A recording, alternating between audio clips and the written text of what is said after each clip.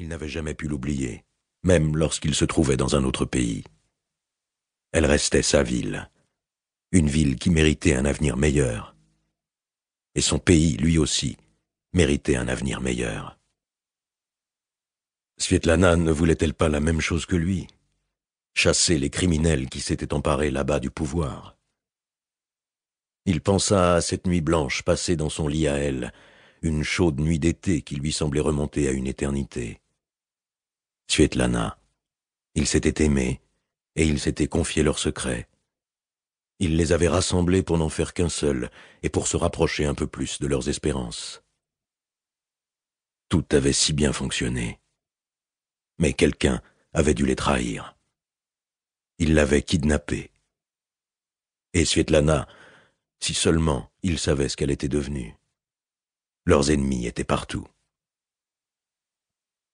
Il l'avait amenée dans cet endroit sombre. Il savait déjà ce qu'ils allaient lui demander avant même qu'il n'ouvre la bouche. Il avait répondu, mais n'avait rien dévoilé. Il ne s'en était même pas rendu compte. Ils étaient bêtes.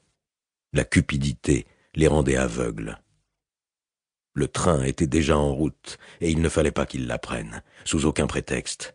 Le plan touchait presque à sa fin. Il avait fixé leurs yeux alors qu'ils s'apprêtaient à le frapper, et il y avait vu la cupidité et la bêtise. Le premier coup était toujours le pire. Ceux qui suivaient ne faisaient que répartir la douleur. La certitude qu'il allait mourir l'avait rendu plus fort.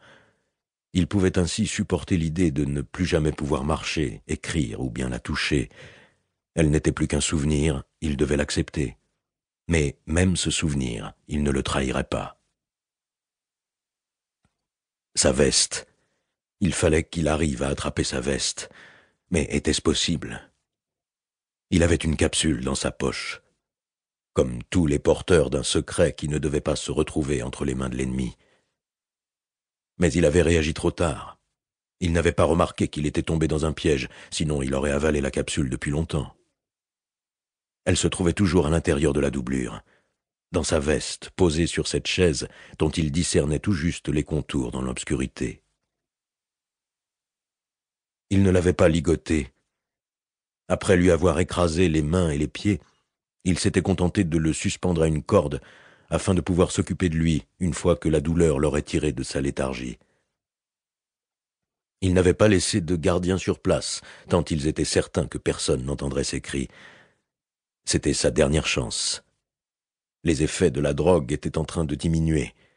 La douleur deviendrait alors insupportable, à tel point qu'il perdrait de nouveau conscience s'il renonçait au soutien que lui procuraient les cordes. Pendant combien de temps? Le fait de penser à la douleur à venir lui fit penser à la douleur déjà subie, et la sueur inonda son front. Il n'avait pas le choix. Maintenant. Il serra les dents et ferma les yeux.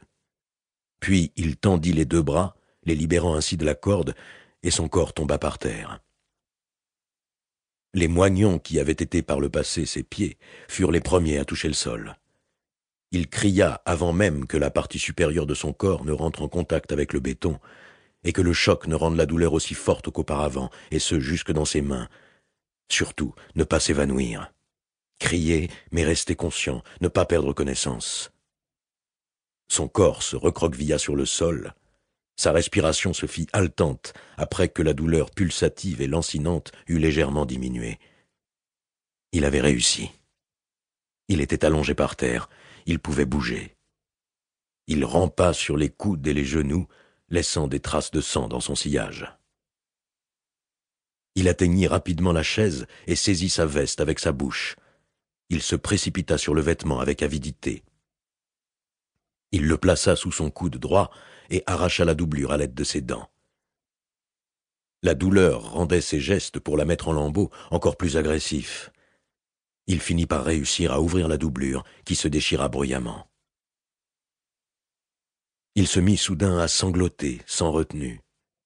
Les souvenirs s'étaient emparés de lui, comme un félin qui s'empare de sa proie et la secoue. Il pensait à elle. Jamais il ne la reverrait.